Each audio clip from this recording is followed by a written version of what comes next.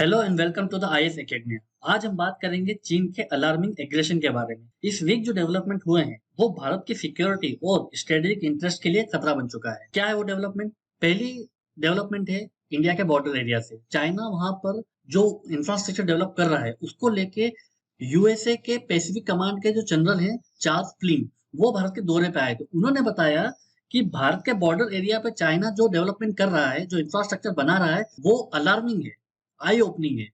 साथ ही साथ कंबोडिया में भी चाइना एक सीक्रेट नेवल बेस बना रहा है, जो भारत के साथ साथ यूएसए के भी स्ट्रेटेजिक इंटरेस्ट के लिए खतरा है।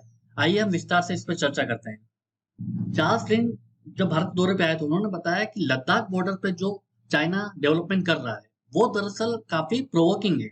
उनका मानना ये है कि चाइना को लद्दाख एरिया पे डेवलपमेंट करने की आवश्यकता ही नहीं है, क्योंकि चाइना की जो सिविलियन पॉपुलेशन है वो ना तो लद्दाख बॉर्डर पे है ना अरुणाचल बॉर्डर पे है।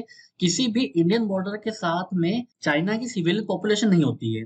तो वो जो डेवलपमेंट कर रहा है वो सिर्फ और सिर्फ मिलिट्री पर्पस के लिए कर रहा है, और ये चाइना का अग्रेशन दिखा रहा है। ऑलरेडी हमने 2020 में जून में हमने गलवान क्लैश देख रखा था। उसमें हमारे भारतीय सैनिक भी मारे गए, चाइना के भी सैनिक मारे गए।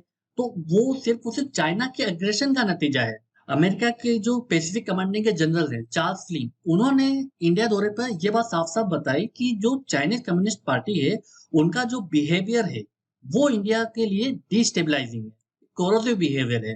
खासकर बॉर्डर एरियाज में आप जो डेवलपमेंट कर रहे हो, जो इंफ्रास्ट्रक्चर डेवलप कर रहे हो, वो सिर्फ सिर्फ आपका एग्रेशन दिखा रहा है, और इसी को फ्लिन ने अलार्मिंग बताया है। अगर हम भारत चाइना बॉर्डर पर फोकस करें तो हम ये देखेंगे कि लद्दाख एरिया में लगातार चाइना जो है वो रोड नेटवर्क बना रहा है। और यहाँ हम अरुणाचल बॉर्डर के आसपास देखें तो यहाँ पे हम पाएंगे कि यहाँ पर रेल नेटवर्क बनता जा रहा है। और खास कर नेपाल बॉर्डर के आसपास भी चाइना ने एग्रेसिवली रेल नेटवर्क को बढ़ावा दिया है। साथ ही साथ उसके जो एयर स्ट्रिप्स हैं लद्दाख में वो भी लगातार बढ़ते जा रहे हैं।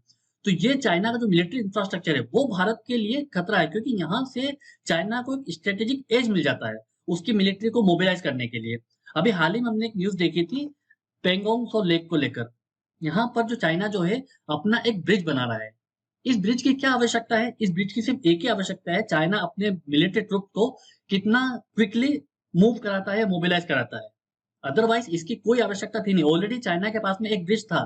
ये चाइना का सेकंड ब्रिज है पेंगोंग सो लेक में। पेंगोंग सो लेक में ऑलरेडी इंडिया और चाइना की जो आर्मी है वो स्टैंड ऑफ पोजीशन पे आ चुकी है। ऑलरेडी चाइना के साथ में हमारे मिलिट्री और चाइनीज मिलिट्री 15th राउंड तक की बातचीत कर चुकी है, जिसका कोई नतीजा नहीं आ रहा। हालांकि भारतीय विदेश मंत्रालय ने अपने बयान में जरूर कहा है कि इंडिया नजर बनाए रखे हुए है। अगली जो न्यूज है वो है कंबोडिया से। दरअसल कंबोडिया में चाइना एक सीक्रेट नेवल बेस बना रहा है। सीक्रेट मतलब चाइना और कंबोडिया दोनों ने डिनाई कर दिया है, रिफ्यूज कर दिया है कि हम कोई भी नेवल बेस नहीं बना रहे हैं।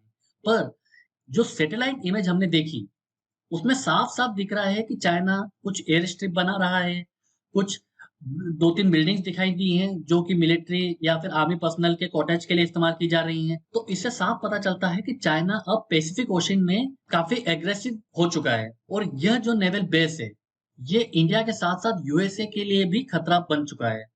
पहले इंडिया के पर्सपेक्टिव से जानते हैं कि यह नेवल बेस क्यों खतरा है। अगर आप ये कंबोडिया की पोजीशन में देखोगे तो यहाँ पे चाइना का रिम नेवल बेस है। ये गल्फ ऑफ थाईलैंड में है। तो अब हम जानने की कोशिश करते हैं कि जो कंबोडिया में चाइना जो नेवल बेस बना रहा है उससे भारत को क्या खतरा है। तो उससे पहले हमें समझना होगा कि चाइना जो स्ट्रिंग ऑफ पर्ल्स पॉलिसी अपनाता है इंडिया के अगेंस्ट वो क्या है। दरअसल अगर आप इंडिया को ध्यान से देखोगे तो यहाँ पे आपको पाकिस्तान का ग्वादर पोर्ट नजर आएगा, श्रीलंका का यहाँ पे हम्बनटोटा नजर आएगा, बांग्लादेश का पोर्ट नजर आएगा। तो ये सब मिलके इंडिया को एक घेरने का प्लान है, मतलब इंसर्कलमेंट। इन पोर्ट पर चाइना की जो मिलिट्री है या नेवी है इनको यहाँ पर एक्सेस है। मतलब चाइना के जो एयरक्राफ्ट हैं या फिर सबमरीन है वो यहाँ पर डॉक कर सकते हैं, यहाँ पे रिप्लेनिशमेंट के लिए एक्सेस कर सकते हैं। ये इंडिया के स्ट्रेटेजिक इंटरेस्ट के लिए खतरा है, क्योंकि किसी भी कॉन्फ्लिक्ट की पोजीशन में इंडिया को चाइना इसे चोक कर सकता है। उसी का एक तोड़ इंडिया ने ये निकाला है कि ये जो मलक्का स्ट्रेट है दरअसल ये चाइनीज के लिए मलक्का डिलेमा साबित हो रहा है। क्या है मलक्का डिलेमा? मलक्का डिलेमा ये है कि चाइनीज दरअसल ऑयल इंपोर्टिंग नेशन है। इंडिया भी एक ऑयल इंपोर्टिंग नेशन है, उसी तरह चाइना भी अपना ऑयल इंपोर्ट करता है। पर चाइना का जो 80% ऑयल है वो स्ट्रेट ऑफ मलक्का से ही गुजरता है। तो यहाँ पर जो इंडियन ओशन है यहाँ पर इंडियन नेवी का काफी डोमिनेंस है।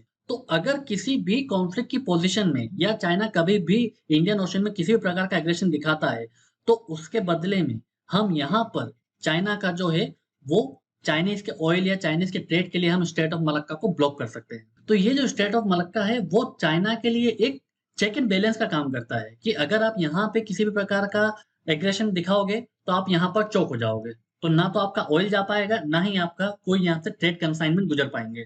तो चाइना को हमेशा से इस मलक्का को लेके टेंशन रहती है।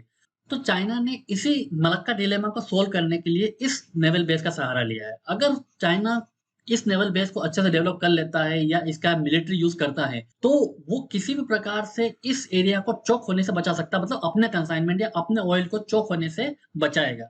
पर साथ ही साथ वो भी इस मलक्का स्ट्रेट को चोक करने की पोजीशन में आ जाएगा। तो अब आपने समझा कि कैसे चाइना अपने रिल्म नेवल बेस का यूज करके मलक्का स्ट्रेट में एक चोक पॉइंट का काम कर सकता है, जो इंडिया के साथ साथ पैसिफिक नेशन और यूएसए सबके लिए खतरा साबित हो जाएगा। यूएसए के लिए टेंशन की बात यह है कि पैसिफिक ओशन जो है या पैसिफिक ओशन में जितनी भी कंट्रीज हैं वो दरअसल यूएसए की ट्रेडिशनल स्फीयर ऑफ इन्फ्लुएंस में रहती हैं। तो अगर चाइना यहाँ पे डोमिनेंस करता है तो यूएसए के स्ट्रेटेजिक इंटरेस्ट के लिए खतरा है। चाइना ऑलरेडी बता चुका है अपने मंशा कि ताइवान अगर पीसफुल मीन्स से चाइना में शामिल नहीं होता है तो वो ताइवान पर अटैक करेगा। और इसी ताइवान की सिक्योरिटी के लिए यूएसए ने भरोसा दिलाया है कि अगर चाइना मिलिट्रीली अग्रेशन दिखाता है ताइवान के अगेंस्ट तो यूएसए ताइवान की हेल्प के लिए जरूर आएगा। पर हम ये जान चुके हैं, हमने अमेरिका को अफगानिस्तान में भी देख लिया है, हमने अमेरिका को यूक्रेन वॉर में भी देख लिया है। अमेरिका की बात पे आप भरोसा नहीं कर सकते। तो अगर चाइना यहाँ पे स्पेसिफिक ओशन में एग्रेशन दिखा रहा है तो ये वाकई एक ग्लोबल कंसर्न होना चाहिए। ऑलरेडी पार्शल आइसलैंड हो गया, स्पार्टली आइसलैंड हो गया, इसको लेकर चीन के साथ वियतनाम और फिलीपींस दोनों कॉन्फ्लिक्ट की पोजीशन में है। और साथ ही साथ चाइना पैसिफिक ओशन के जितने स्मॉल आइलैंड कंट्रीज है उनको भी टारगेट कर रहा है, उनको भी अपने लोन दे रहा है, एड दे रहा है। उससे क्या होता है कि चाइना को वहां पर एक्सेस मिल जाता है उनके पोर्ट का या फिर उनके किसी भी इंफ्रास्ट्रक्चर का। तो इसको लेकर ऑस्ट्रेलिया, न्यूजीलैंड ने भी चिंता जताई है। अब जानने वाली बात यह है कि इंडिया कैसे रिस्पॉन्स कर रहा है। तो इंडिया ने सबसे पहले तो एक अमेरिका के साथ में एक high altitude military exercise plan की है। ये दरअसल 9000 फीट की ऊंचाई पर दोनों देशों की आर्मीज जो है वो मिलिट्री एक्सरसाइज करेंगी। इसका सिंपल सा मतलब ये है कि ये चाइना के अगेंस्ट किसी भी माउंटेन एरियाज में किसी भी प्रकार की मिलिट्री कॉन्फ्लिक्ट के लिए रेडी हो रही है, अपने आप को प्रिपेयर कर रही है। इससे चाइना को मैसेज जाएगा कि हाँ, इंडिया भी रेडी है किसी भी अग्रेसिव सिचुएशन को टैकल करने के लिए। लेकिन उससे बड़ी बात यह है कि चाइना के एक्सपांशन को रोकने के लिए इंडिया और वियतनाम साथ आए हैं। इन दोनों ने एक पैक्ट साइन किया है। इस पैक्ट के तहत इंडिया की जो नेवी है वो वियतनाम में किसी भी प्रकार के लॉजिस्टिक रिप्लेनिशमेंट के लिए वियतनाम पोर्ट को एक्सेस कर सकती है।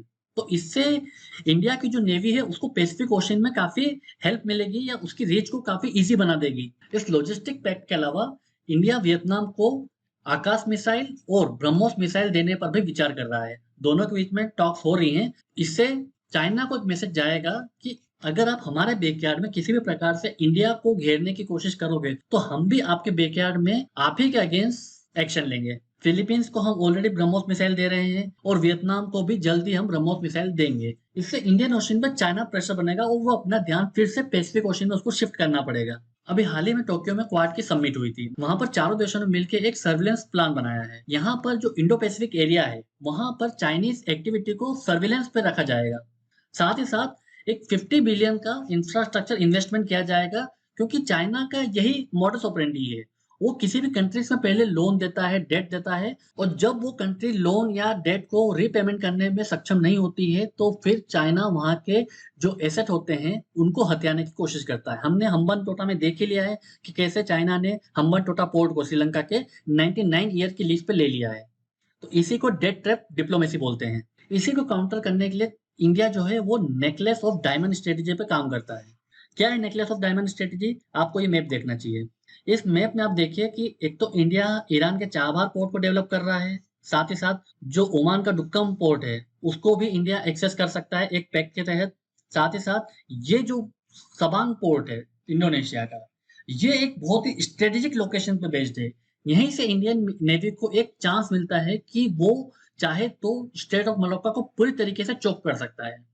ऑलरेडी हमने सिंगापुर के चंगी बेस को हमने एक्सेस करने के लिए वहां पे भी सिंगापुर गवर्नमेंट के साथ में एक एग्रीमेंट साइन कर रखा है। वियतनाम के साथ हमारे अच्छे रिलेशनशिप हैं, जापान के साथ हमारे अच्छे रिलेशनशिप हैं, और साथ साथ हमने मंगोलिया के साथ भी अपने रिलेशनशिप को थोड़ा सा बढ़ावा दिया है। इंडिया यहाँ पे अब थोड़ा थोड़ा कैपिटल इन्वेस्टमेंट कर रहा है। अभी भी हमारा कैपिटल इन्वेस्टमेंट चाइना के कैपिटल इन्वेस्टमेंट से बहुत कम है, पर फिर भी हमारी ये जो शुरुआत है वो अच्छी शुरुआत है। चाइना को एक मैसेज जरूर गया है कि अगर आप हमारे बैकयार्ड में आते हो तो हम भी आपके बैकयार्ड में हैं। इसके अलावा भारत एक टेस्ट पॉलिसी अपना रहा है। इसके तहत एशियन कंट्रीज के साथ में मिलकर चाइना को काउंटर किया जा सकता है इंडो पैसिफिक क्षेत्र से। आज के लिए सिर्फ इतना ही। Thank you very much.